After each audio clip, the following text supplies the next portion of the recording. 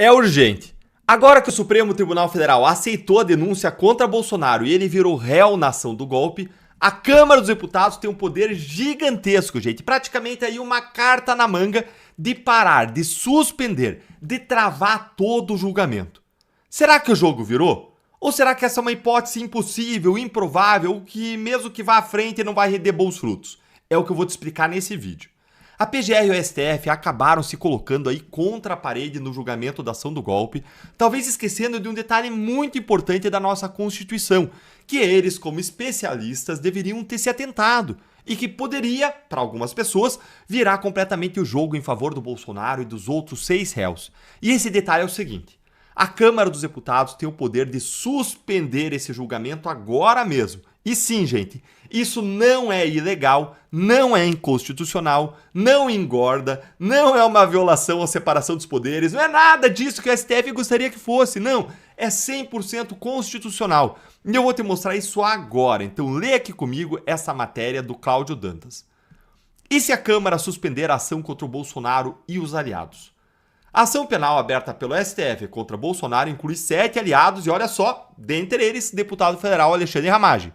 O artigo 53 da Constituição diz o seguinte: recebida a denúncia contra senador ou deputado por crime ocorrido após a diplomação, o STF vai dar ciência à casa respectiva, ou seja, nesse caso para a Câmara dos Deputados, que por iniciativa de partido político nela representado e pelo voto da maioria dos seus membros, poderá, até a decisão final do processo, sustar o andamento da ação penal, sustar o andamento do processo.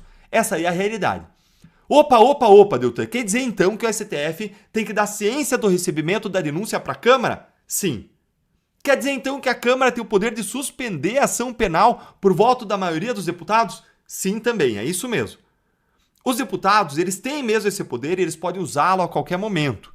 Mas tem um porém que pode frustrar você aqui em seguida, que eu preciso te explicar a história inteira. E se você não sabia disso aqui, gostou já de receber essas informações, curte o vídeo para que mais pessoas tenham acesso a essas explicações que você não vai ver lá na imprensa tradicional, trazendo isso para o grande público. E vamos entender aqui. Será que o Bolsonaro e o PL conseguem convencer todos esses deputados a votar a favor da suspensão? Suspender o processo? O que você acha? Hoje já tem lá uma maioria na Câmara favorável à anistia aos réus do 8 de janeiro. Mas será que isso serviria também para travar o processo do Bolsonaro? Eu já vou te responder o que eu acho a respeito disso, mas antes disso, vamos continuar aqui a leitura para você entender o quadro completo.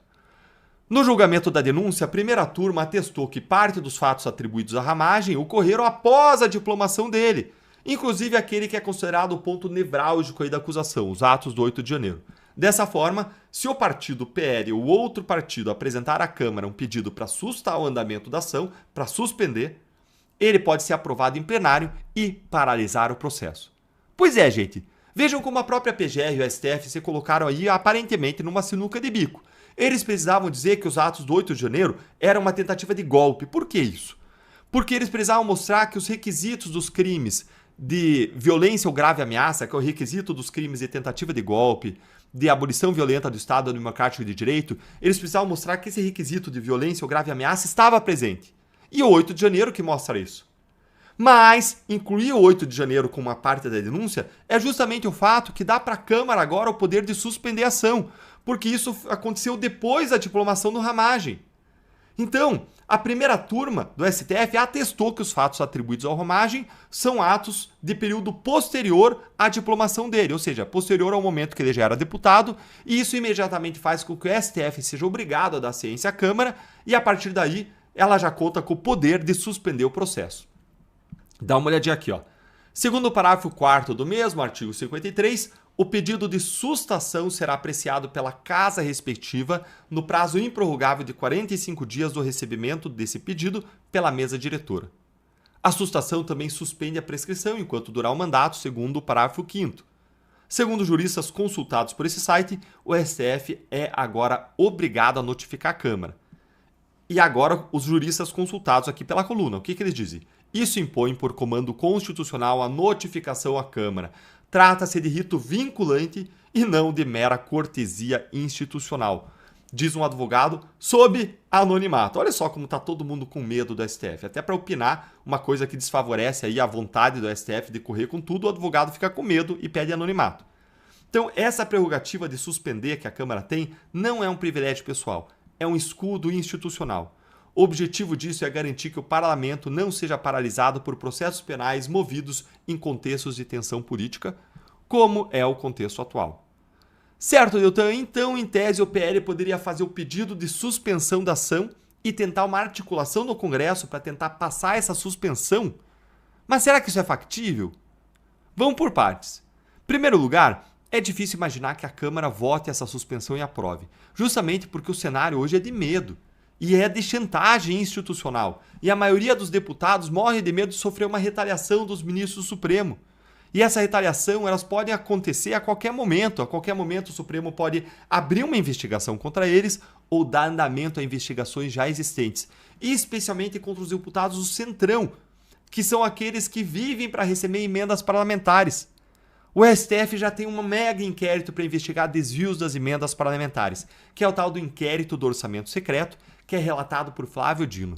E os próprios ministros já mandaram vários e vários recados na imprensa, deixando muito claro que eles vão, sim, usar essas investigações criminais contra parlamentares que não dancem conforme a música, que votarem assuntos que batem de frente com o interesse dos ministros. Além disso, vários partidos do Centrão que precisariam dar votos para que fosse suspenso o processo, como União Brasil, PSD, Republicanos, eles têm seus próprios potenciais candidatos à presidência da República em 2026. Então vocês acham que eles vão querer ajudar o Bolsonaro a voltar para o jogo político? Olha, dificilmente. Grande parte dos políticos, infelizmente, eles só pensam no próprio umbigo, nos seus próprios interesses e não em justiça. Mas digamos que o Bolsonaro e o PL consigam o impossível e alcance os votos suficientes para aprovar a suspensão e ela passe na Câmara. Aí o que aconteceria? Olha, o Cláudio Dantas escreve aqui o que seria a opção mais provável, o que o Supremo faria. O Supremo simplesmente iria desmembrar a ação em relação ao ramagem e continuar a julgar o Bolsonaro normalmente. Dá uma lidinha aqui comigo, ó. Caso queira retomar a ação contra o Bolsonaro e os demais, sem ramagem, o Supremo será obrigado a desmembrá-la. A retirada do parlamentar tende a enfraquecer a justificativa de manter todo o caso na corte e só torna ainda mais casuística a decisão recente de estender o foro por prerrogativa de função, mesmo após a autoridade, que no caso é Bolsonaro, ter deixado o seu cargo. Então quer dizer que não adiantaria de nada? Nada! Ainda que passasse, ainda que o Congresso aprovasse a suspensão do processo, isso não ia adiantar nada? Infelizmente sim. O cenário mais provável é que, mesmo que a Câmara votasse para paralisar o processo, o STF simplesmente desmembrasse a ação em relação ao ramagem e continuasse a julgar Bolsonaro e os demais como se nada tivesse acontecido. Ou seja, o STF simplesmente continuaria a agir como sempre, fazendo o que ele quer, sem se preocupar e atropelando as prerrogativas dos outros poderes. A única vantagem real aí dessa votação para o Bolsonaro é que conseguiria adiar um pouco o processo e demonstraria força e capital político muito grande se conseguisse aprovar a suspensão. O efeito então seria mais político do que jurídico. Primeiro, porque o Bolsonaro mostraria força. Segundo, porque o Legislativo, o Congresso e a Câmara sairiam daquela inércia, daquela posição de joelhos e sairia para uma reação, especialmente em defesa dos seus membros. Contudo, infelizmente, isso não teria um efeito real jurídico de parar o caso contra o Bolsonaro. Na melhor hipótese, como eu disse, atrasaria um pouco, ou que por si só já pode ser bom, mas está longe de ser uma solução para esse caso. A verdade é que o STF vai fazer de tudo para condenar o Bolsonaro ainda neste ano, e eles não vão se deixar parar por nada até que esse objetivo seja concluído. Você concorda comigo ou você acha que essa é a saída para o caso Bolsonaro? Tem alguma outra coisa aí que você está vendo que eu não vi? Me conta aí a sua opinião nos comentários, curta o vídeo, se inscreve no canal, clica no sininho das notificações para você não perder nenhuma novidade como essa.